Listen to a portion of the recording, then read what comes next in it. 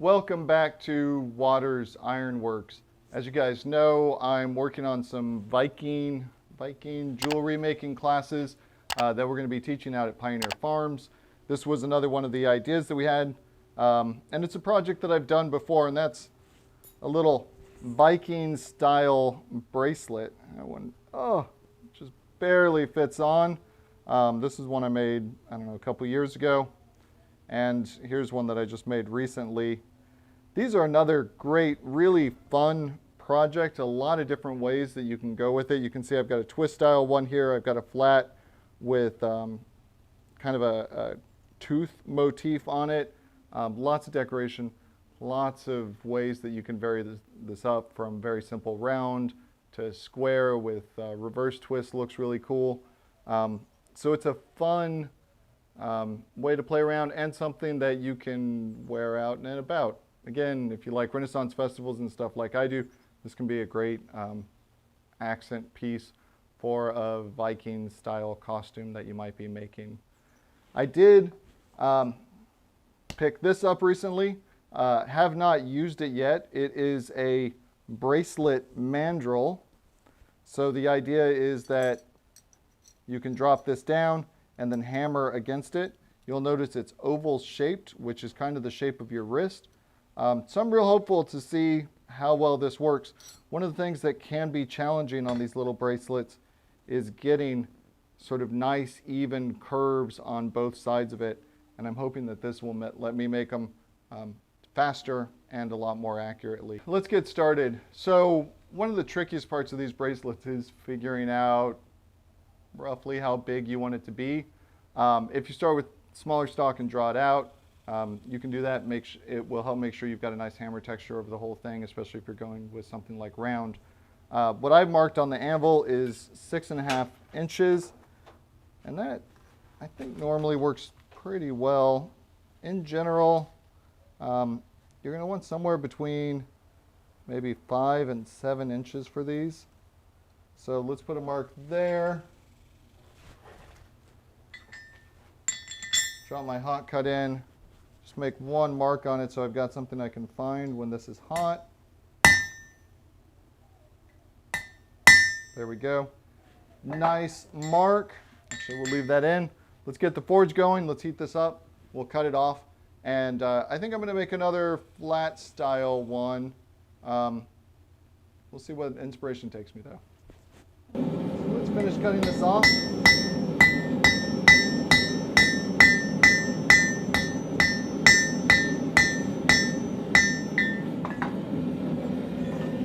I do plan on flattening this out, kind of a Phillips head look to the ends, and so having all of that cut going in one direction is not a problem. If I was going to do something else with the end, I might consider rolling this so I've got my cut more centered, but for this, that's perfect.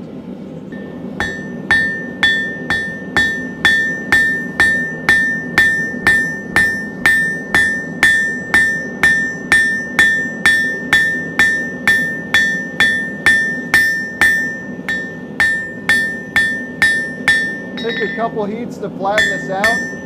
I think I want this to have kind of a rough, bumpy texture on it. So I'm not going to take it too flat, and then I'm going to go over it with the ball peen hammer and really try and put a lot of bumps in it. But let's flip it around, heat up the other side, and do some more of that initial flattening.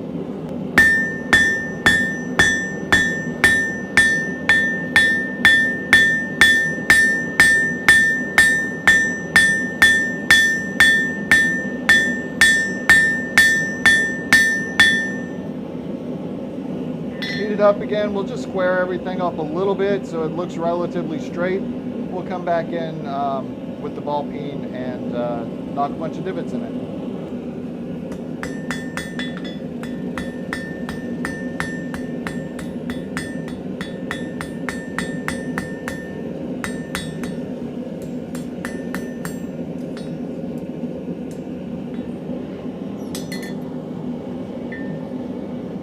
Around, heat up this side, finish straightening it up a little bit, and then like I said, we'll put that texture in.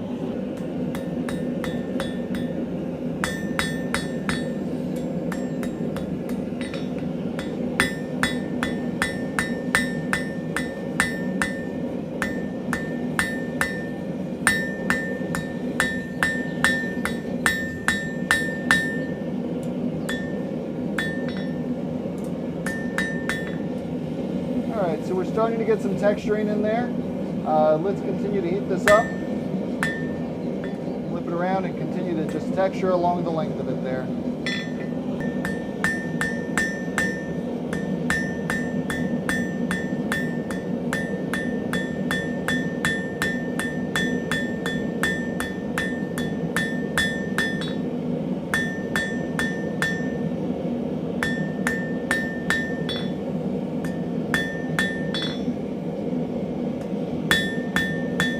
Coming in with just hammer blows of varying hardness. I want to make sure that there's not a pattern that you're going to be able to see.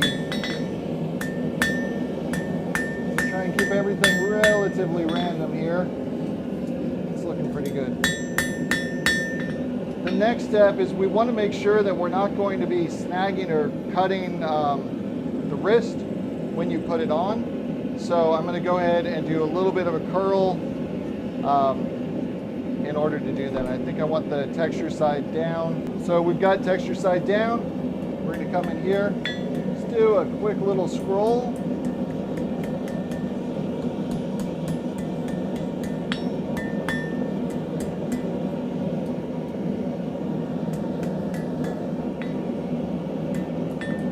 Flip it around.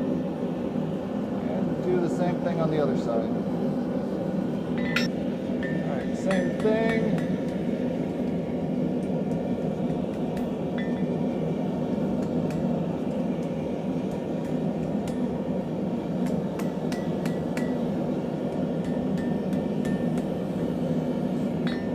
Not exactly identical, but that is okay. We got a little smush. Let's go ahead and heat this up, and the next thing we're going to do is start using that bracelet mandrel. And that bracelet mandrel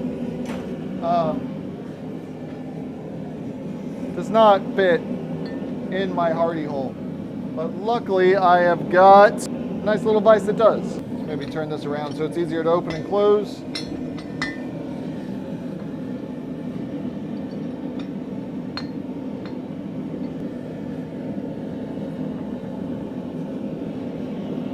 Take that, just start forming it around this one. Hopefully you guys can see that. I think this one might be a little big for this level on the bracelet mandrel, so let's actually drop it down one more. Let's heat up the other side and take a look and see what it looks like once we've got that side on there as well.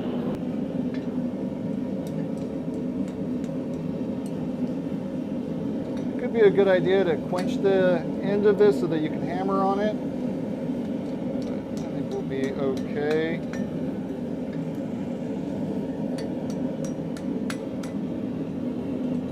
I do want to make sure that I don't close this all the way up, so I've got to leave a little opening here. A little tricky to hold. Let's get this hot again, and I'm going to grab a different pair of tongs to hold this. Bring that around a little bit more. That looks pretty good. She fits right here on this bottom one pretty nicely.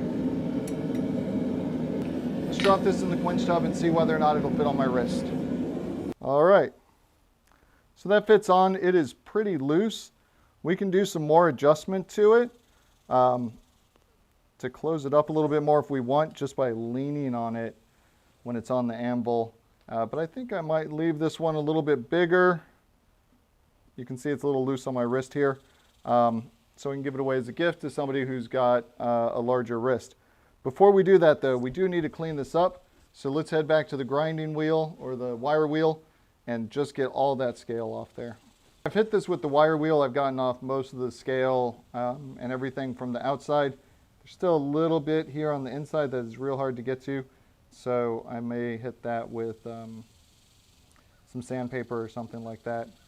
I feel like it is definitely still a little big. I'm okay with it being big on the wrist, but I don't want it to be something that feels like it might fall off easily. So I'm going to come in, set it on the anvil, Give it a little squeeze. And so there, that's filling, still large on the wrist. This could be for somebody with a fair bit bigger wrist, but I don't feel like it's going to fall off now. And so we can see a little bit of texture. I think next time I make one like this, I might even do some bigger, heavier peens to really, really get some nice divots in there. But I think this works pretty well. So there you go. Just one of many different style Viking bracelets you can make. Again, these are pretty easy and quick to make. I will say that this little mandrel here was a big help. You obviously can do this over the horn on the anvil.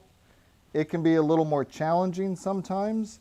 I find that a small cone mandrel, a bic iron like this can work pretty well also, especially if you're doing some smaller bracelets.